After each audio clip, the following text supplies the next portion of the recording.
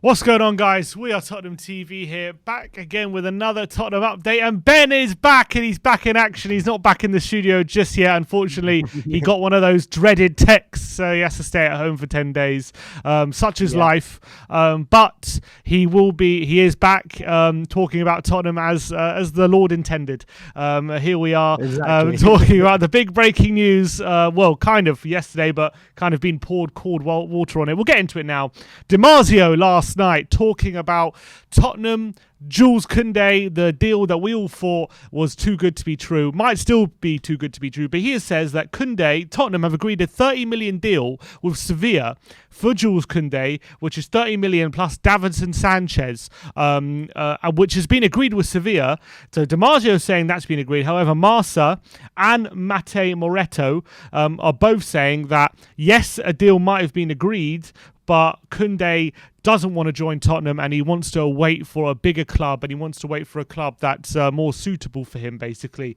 So just because Tottenham have agreed with Sevilla, which looks likely at this point, doesn't mean Jules Koundé is any closer to coming just yet. And Romano even said today there's still the same feeling around Jules Koundé and Tottenham since a week ago. There's not much not much optimism. Sevilla are open to selling him for an important bid, and the relationship with Tottenham is great, but the deal is not progressing. Jules Koundé prefers to wait as of today. So there was some excitement last night when DiMarzio broke that news, but it looks like there's been some cold water poured on that today.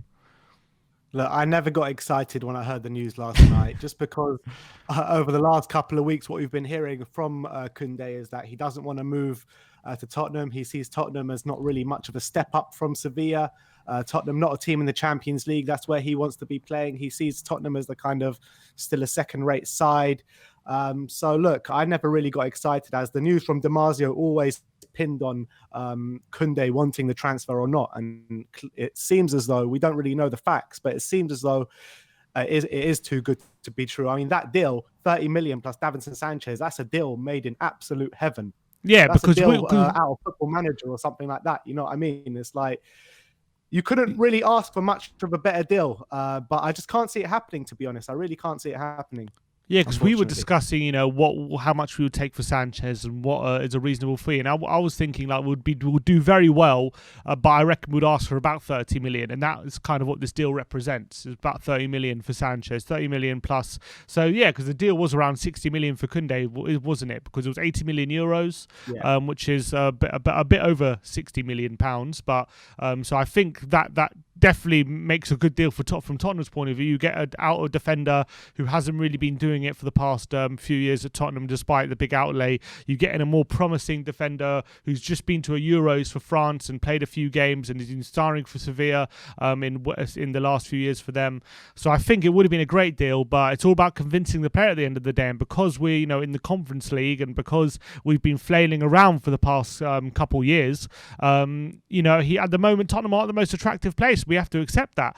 We have to accept that he has probably better options on the table if he waits a bit. And to be honest, not only if he waits, is Sevilla a better option than Tottenham right now? He could probably argue that. They got Champions League football next season. They were up until the last couple of weeks, they were actually within a few points of first place in La Liga. So he would probably think to himself, yes, Premier League might be an attractive place, but if it means leaving a Champions League club in Sevilla to go to Tottenham playing in Conference League, why would he rush into that? No reason to.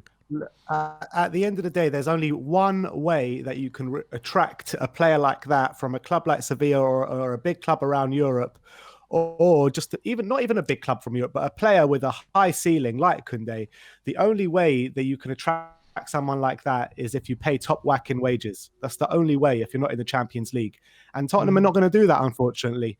And, you've seen it in the past where Man United haven't been in the Champions League, when Chelsea haven't been in the Champions League, when a few teams haven't been in the Champions League, they've still been able to attract some great players through the door. And that's because they pay big wages. And if he comes through the door for Europa Conference League, whichever way you want to put it, we're going to have to pay at least 150 a week to him, and that's just not going to happen, is it? Especially for a 21-year-old, where if you're paying 150 for a 21-year-old, it's only going to go more. It's only going to go higher from that point, and that's not how Tottenham do things. They're not going to. Yes, maybe if we got in an established 26, 27-year-old, we might consider those kind of wages, but I don't think we would consider those wages for a 21-year-old, because that means in a couple of years' time he's going to want 200 or 250, and I don't think then it's going to spiral out of control from Levy's point of view, and I can't see that happening. And also, you got to consider the fact what you just said about other clubs when they fail to get Champions League football, they consider tracked, is because they've got a track record in history of being able to get back to where they used to be in terms of Champions League qualification. Tottenham were in that position of qualifying year in, year out, but this is kind of the first time we've dropped out of it, and we don't really know yet. I think maybe other players are waiting to see, are Tottenham able to get back to the position? Because we don't know. Are Tottenham going to be a mid-table club now for the next 5-10 years? With United and Chelsea and these lot, if they drop out for a year or two, they're always going to get back up there. You know that for a fact. You don't know that with Tottenham. There's no guarantee with Spurs. So we have to make sure we got ourselves right, and then we can start attracting the talent like Koundé. And I think at the moment that's probably why he's having second thoughts, unfortunately. Yeah, and that was the fear. I mean, that was the fear from the whole Spurs fan base week in, week out, when we were challenging or getting Champions League qualification for all those years in a row, 4 or 5 years in a row. We always thought at the back of our minds, there's always a chance to drop out, and it's going to be hard to get back in it if we do drop out, and that's the case that we're seeing at the moment. Definitely. So that's one bit of concern. We'll see how this deal progresses, but doesn't seem like he's that keen at the moment. Maybe it's one later in the window, which if his options dry up, he might consider it again, but I don't think right now it's a goer. Look, at the end of the day, I'd love this deal to happen. I would love this deal to happen, but I'm just highly skeptical of it at the moment. I completely agree. Charlie Eccleshare has been of The Athletic has been talking about Harry Kane today, and he said that Daniel Levy, Nuno Espirito Santo and Fabio Paratici are all desperate to keep Harry Kane at Tottenham, but Man City are set to offer above 100 million to try and land the Spurs striker. Obviously, it's no secret Harry Kane, according to a few sources, is desperate to leave Tottenham. I think the loss in the Euro final for me is only going to strengthen that desire for a new challenge, and for him to get that trophy that's been so elusive for his whole career. And the article does go on to say it's unclear whether Man City are willing to go as high as 150, but they are willing to go over 100. So that doesn't seem that great from that perspective. And apparently, because Guardiola has 2 years left to his contract, and he's likely to leave at the 2 years, they're willing to push the boat out a bit more so that he gets that player, and maybe they can finally get that Champions League that club have wanted so badly. Are they going to do an Arsenal bid for Luis Suarez, like 100 million and 99p or something like that? But maybe that's what I mean by over 100 million, but I doubt it from Man City's point of view. Look, my opinion hasn't changed on this throughout the whole summer. Tottenham hold all the cards in this deal. I think that he does stay with us for one more year. I don't think it's up to Harry Kane. I don't think it's up to Man City. I think it's fully up to Daniel Levy and the hierarchy at Tottenham Hotspur.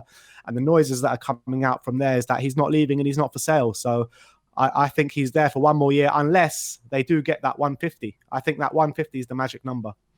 I've got a feeling there could be a middle ground. That's what I'm scared of. I have a feeling something like 125 or something like, or 130 could be a middle ground, which Levy might find hard to swallow, but he might actually do it. And that's what I'm worried about. We'll have to see how it progresses. I think right now, the Euro's just finished. Kane's on his break. I think we are going to start to hear some more about this deal progressing and what's going on with it. I still think it's going to rumble on, and I think Levy, you saw what he did with the Gareth Bale deal. Even though that was a world record deal, and he started signing players even before we sold him, and it went down to the last day. We saw what he did. He's willing to drag his feet and wait to the last moment, even for such big deals like that. So I don't expect it to be done anytime soon if it is going to happen. But I don't know. I'm a bit worried that if Man City are willing to go over 100 million, which I was skeptical of, but if they do hit about the 130 mark, I reckon Levy might think it's worth it. I'm scared of that. I don't think. I have a feeling they might not need to go to 150. Look, I get your point completely, but then you also got to look at like the Luka Modric deal, for instance, that he waited another year to sell Luka Modric to get a bit less money, so he can have him for another year and make him go to outside of England. I know Kane probably won't go outside of England, but the point still stands where Levy, when he wants his way, he usually gets it. That's true. That's true. So have to see how stubborn he is, and if anyone's going to be, if anyone's going to be stubborn, it's going to be Daniel Levy. That's for sure. So, and you got to remember as well, Bale and Modric, they both had to force their moves. They both had to stop turning up to training. They kind of had to put a bit of a stink up and to really force it. And Can't see Kane doing that. Yeah, I don't think Kane's is that kind of person to do that. I really don't. So he's too much of a role model. He is. And he respects the club, like from Bale and Modric's point of view. Yes, obviously, I do think they enjoyed their time at Tottenham and they respect Tottenham. But I think they were willing to do what was necessary to get that move. But I think Kane, having grown up being a youth player at Tottenham, captain of Spurs, his reputation as captain of England as well. I don't think he's willing to go that extra step. And if it means waiting another year, I reckon he might do that. But I think there's a lot more to be said about this deal. You've got to look at it this way, that Kane does not have one of these super agents around him telling him what to do and all this kind of stuff. He's managed by his brother. He's managed by his family. And he doesn't have a Jonathan Barnett, Amino Raiola or Pini Zahavi or any of these people like that are really going to press for this deal. This is, I don't mean to be rude, but this is Charlie Kane we're talking about. You know what I mean? So that's also something in our favour, I think. I hope so. I hope you're right. And he's a Spurs fan as well, isn't he, Charlie Kane? I will believe so. We've met him a number of times at Spurs games. I know he might just be there because his brother's there, but I'm pretty sure he's a Spurs fan as well. So maybe you're right. Maybe there is something that is definitely in our favour. And I think that this deal, look, this is definitely not the last we heard of it. I think it's going to rumble on all the way through to near the end of the window, I think. So I think there's a long way to go and a lot to be said about this deal until the end of the window. I guarantee you, by the first game of the season, nothing would have been sorted. This goes right till the end of the window, in my opinion. But this leads on to our next story, which if you could see it as a replacement for Kane, but Tottenham, according to Alex Crook from TalkSport, it says Tottenham have not made an approach to sign Danny Ings just yet. And that follows on Jack Rosser, who says Tottenham do want to sign Ings this summer, but face a massive hurdle with Southampton very reluctant to do business with them after the Pierre-Emile Højbjerg deal last summer, and they feel like Tottenham didn't carry themselves that well. Do you think? What do you think about this potential Ings deal? Do you think this is one we're seriously going to go for? And if we do, are you worried that we are maybe testing the waters in a replacement for Kane by signing Ings in that way? Yeah, I do. Yeah, I do. I think it's kind of bringing Ings this summer. You have Ings and Kane to play up top, or Sonny and Kane, or Sonny and Ings. Great options up there. And I think that paves the way for Kane to leave next summer. I genuinely believe that. And I think that, look, it's not a like-for-like replacement. You can't compare the two players. But on the flip side, Danny Ings is a very, very good player. And I think that his goal tally speaks for itself. He's also got that injury record that we also need to think about. So I do think he would be a very good signing. And I think he'll work well with Sonny up top. And I think he would work well with Kane up top as well. Yeah, but the reports I was reading yesterday about, that we want Ings to play with Kane and, Nuno wants to go to a top. I was thinking about that. And I was like, but how true can that be? Because that means there's no place for Son. And he's not going to drop Son, is he? Like, Son is one of our main players. Yeah. And where are you going to play Son left wing back? You know what I mean? Because if you're playing a back three with two up top, there's no real place for wingers in that formation, only wing backs. So you're not going to play Son there. So it doesn't make sense to me, playing Ings and Kane together with three at the back. They might drop Kane back into a number 10. Drop Kane back into number 10. What, Son and Ings up top? To me, what would probably make the most sense, do a 3-4-3, and then you have maybe have Ings somehow as a wing forward, and then if you have Kane dropping in, you have got Ings and Son both running in behind, and that could be a good threat. But I don't know. I can't see a 3-5-2 or something with Kane and Ings up front because it doesn't leave any room for Son. So I'm not sure about that one.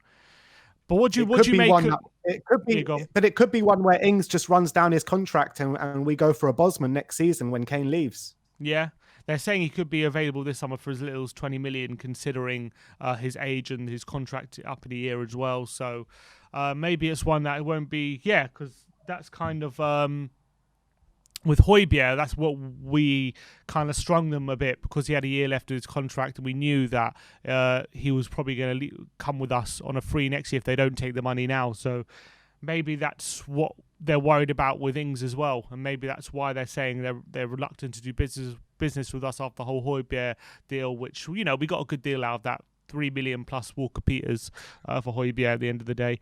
But I don't know. Do you think they're going to be like unhappy to deal with Levy? I mean, a lot of chairmen are, but do you think there's legs in that? Every single club that we buy someone from or that we sell someone to don't want to do business with us again. Every Yeah, I single know. club. There's no surprise. Literally. But moving on to the next story, it's also from Charlie Eccleshare of The Athletic, and he says that Tottenham are closing in on signing Takeru Tomiyasu from Bologna, with the fee expected to be in the region of £15 million plus add-ons. This one does seem to be getting closer by the day, but still no official announcement. But it's very reminiscent of like that Nkudu deal, where every day we got like tiny little progressions, but it took a while. Tomiyasu, though, does seem to be getting over the line. But can you see us signing Tomiyasu and Koundé, two 21-year-old defenders, both can play centre-back and right-back? Do you see us getting like both of them, like going for both of them? I can see us going for both of them. I can't see us getting both of them. Like I said before, this Koundé deal, I can't see it happening. I can't see it happen whatsoever. Tomiyasu, yeah, I can see happening. I think that one's going to get done. I think that's going to be Nuno's first signing. Look, I tell you the truth, I didn't know much about him before we were linked with him. I've done a bit of research into him, and he looks like a very, very good player. I think he's had a good couple of seasons in Serie A now. And if Paratici wants him, obviously he knows a lot about Serie A, then I'm all for it. I'm all for it. Me too. And his YouTube reel looks great. Yeah, I know. Well, we've been burned from that before, but I think he looks like a promising defender and one that we've scouted quite extensively. And I think he looks like a promising player, and I definitely wouldn't be against him coming on board for especially a cheap price as well. Definitely fits Levy's kind of way of going about the transfer market. That's for sure. But am I worried that we're going to get Tomiyasu and then maybe I saw a report as well. I don't know. I can't remember where I saw it. It's like Tottenham are interested in bringing one of Skriniar, Koundé, and Vestergaard. I was like, £10. So guess which one we get? Then. Yeah, exactly. Guess which one it's going to be. Am I worried that we're going to end up with Tomiyasu and Vestergaard as our two signings, and then we'll think that's good enough? A bit. I am a bit worried about that. And that is something that makes me think like, are we going to progress in this transfer market this summer? That would have me worried. But I think Tomiyasu definitely looks like a player who has a lot of potential, and I'm excited about him joining, to be honest. Yeah, me as well. But I'll be angry if those two are our only defensive reinforcements, Vestergaard and Tomiyasu. That is nowhere near good enough for what we're trying to do. Nowhere near. And I would not be happy with that whatsoever. Agreed. But Tutto Mercato, the Italian publication, said Tottenham have sent an offer to Inter for defender Milan Skriniar. Romano reporting yesterday that Skriniar is still unsure or unconvinced that he wants to leave Inter Milan just yet. But we're not sure where, Tutto Mercato are notoriously not that reliable. And it doesn't say anything about how much the offer is or anything like that. But do you think it's just more kind of rumours, this offer? Do you think there's any legs in it? Not really, to be honest. I think I've seen stuff around the web saying that the Skriniar price is just not going to be a goer for us. I mean, they're going to want in excess of 50 million minimum. Yeah. So I just can't see it happening unless Inter Milan are willing to take Davinson Sanchez or Eric Dyer or someone like that in part exchange plus a 30 million. Then maybe I can see it happening. But apart from that, I just can't see it happening. I think Skriniar is just a pipe dream for us, to be honest. I know that's how it is with Tottenham, and I agree. I kind of agree with you. I don't think Skriniar has any legs just yet. I don't think this deal is realistic in terms of him wanting to come to Tottenham as well, come to the Conference League. After such a stellar season, winning the Serie A, he would have his sights higher for sure than Tottenham if he was to move. Yeah. Otherwise, he'll stay at Inter. I think agree. I can't see him coming to Tottenham right now, and I understand if he's unconvinced because we're not a convincing club right now. Charlie Eccleshare continued on his article about Tomiyasu, saying that Tottenham are hoping to shift some of their defenders, including Aurier and Sanchez, this summer, with Alderweireld also asking to leave this summer. So Tottenham could have major fire sale at reshuffles. Tottenham, baby. Exactly, fire sale. And we're clearly with the Koundé deal, clearly willing to use Sanchez in part exchanges and looking to get rid of, which is actually kind of the first indication we've had that Sanchez is looking to be. We're looking to move him on, to be honest, because a lot of the Tottenham fans have been complaining about him and whatnot, but there hasn't really been any noise or anything from the club really that sounds like we're actually willing to sell him. But him being included in the Koundé deal was definitely a signal towards that. We all know Aurier is up for sale, and we all know Toby Alderweireld has asked to leave, and he's been willing to leave this summer. But the Sanchez one sounds like that any decent offer or any other, or we're willing to part exchange him, which is I think the right thing to do. Yeah, I completely agree, and I think all those players you've mentioned, bar Toby Alderweireld, I'll be more than happy to see leave. With Toby, it'll be hard to see him leave. It really would be hard to see him leave, but I can kind of understand it from his side. I think he's done all that he can at Tottenham Hotspur, I'm afraid. And look, his career is on the downward trajectory at the moment. That's just the facts of the matter. But the other players that you mentioned, I'm more than happy to see the back of them, to be honest, because they've been here for way too long for the most part. Davinson Sanchez hasn't kicked on since joining us. Eric Dyer, I mean, he's never kicked on really. Dyer wasn't mentioned. And to be fair, we haven't heard too much noise about Dyer leaving just yet this summer, have we? Yeah, which is not great. I thought you mentioned Dyer there, but I must have misheard you. But Aurier, who else did you mention? Serge Aurier. And Serge Aurier as well. I mean, to be honest with Serge, I still think he's the best right back at the club. Yep, that's the reality. But that says more about our right back options than it does about him, probably. Which is an indictment of where we were a couple of years ago, where we had a wealth of good options at right back, but it's not the case anymore. But looks like we're willing to sell if people we can find a buyer, but that's always the hard part, isn't it? I think a few players we've been wanting to sell in the past, where we just haven't been able to find someone to buy them. But with Aurier 1 year left on his contract, and hopefully Sanchez, if we can use him as a make weight to get another centre back in, maybe another club will look at Sanchez and think they can do more with him than we've been able to, and that could be play in our favour, because he's still fairly young, 24 years of age, and it's not like he hasn't been great, but it's not like he's been a Titus Bramble or something. You know what I mean? I think both Sanchez and Aurier can both thrive in maybe a La Liga or Serie A team. I really believe that. I don't think both of them, I think, can be good players on their day. You can't say they're not, because Sanchez showed last year at certain points how he can be good. So Aurier's shown that over the course of his Spurs career. So I think if they go to a league which is maybe more suited to their game, maybe a Serie A, maybe a La Liga, or maybe even a different league, I think that it could suit them. I just think maybe the Premier League just might be a bit too fast-paced or physical for them.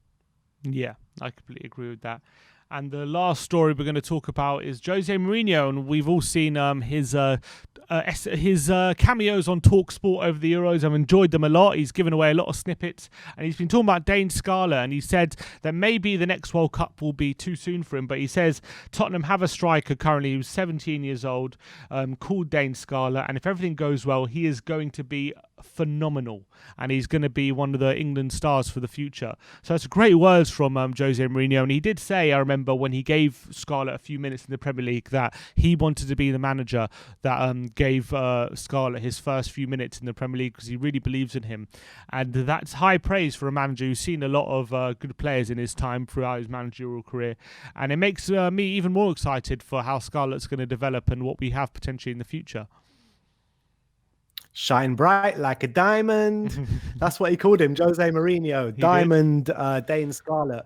So look, I'm so excited for Dane Scarlett. I think every time I've seen him pull on a Spurs shirt to play for the first team, whether it be in a friendly FA Cup or the Cup games or the Europa League, whatever it may be. I think he's done himself really proud, and I think that he will be a star one day. It is a bit too soon maybe to talk about him for this season, but maybe his breakthrough year can come in a couple of years or something like that. But we've definitely got some good player on our hands there. And it's not just him as well. We've got a lot of good players coming through this academy right now. When you look at Devine as well, I think he's been looking really good. Harvey White, he looks good as well. Obviously, Ollie Skips coming through, Japhet Tanganga, we've got a lot of players coming through the youth academy at the moment. And, that can only be good news.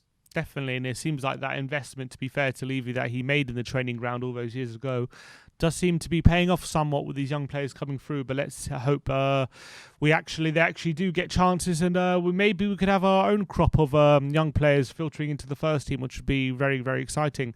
Because I think that's the best way to make sure you got a fully committed set of players on your side. If they come through the youth into the first team, they've all had the same journey. They all love the club. I think that is obviously the blueprint, but it's always been very difficult for Tottenham to accomplish that over the years. Yeah, and that's what Potts tried to bring in when he first came, a young English team, a lot of them coming through the academy. When you're looking at the players that we had in Ryan Mason, Tom Carroll, Danny Rose, who came to Spurs very young, Harry Kane, there was a lot of players there who were nurtured at Tottenham Hotspur. And that's what I think made the group so tight-knit as well. And when you look at some of the great sides over the years, Man United, the class of 92, the majority of them coming through the academy, so... and look at Chelsea as well. Look at Chelsea with the Mason Mounts and people like that Frank Lampard all brought through. So, and they're doing really well. Just won the bloody Champions League. So, damn right. It's a blueprint. It's a blueprint to go on in. So, I think it's definitely the way forward. But when you look at Arsenal as well, they've got a lot of players coming through the academy. But it looks as though they want to sell them all this summer. When Ainsley Maitland-Niles and Eddie Nketiah and all these players, they were harping on about them big time a year ago. But now apparently they all want them to leave. So let's we hope need to do it Saka's right. on that list as well. I hope he's definitely on that list because he's a very good player and Arsenal have done well with him, but don't want him being there for too much longer. But anyway, you've got to give them their props for Saka and Smith Rowe as well. Yeah, fair play. Anyway, that's all we got time for today. That's all the Tottenham updates. We talk about the Koundé and Sanchez deal. We spoke about the potential Danny Ings signing, Harry Kane, what his future lies, Takiri Tomiyasu getting close to signing for Tottenham, and Dane Scarlett, obviously, Jose Mourinho talking him up. But that's all we got. I want to know all your opinions in the comment section below. Thank you all for joining. Like, subscribe, and comment. And as always, come on, you Spurs. Come on, you Spurs.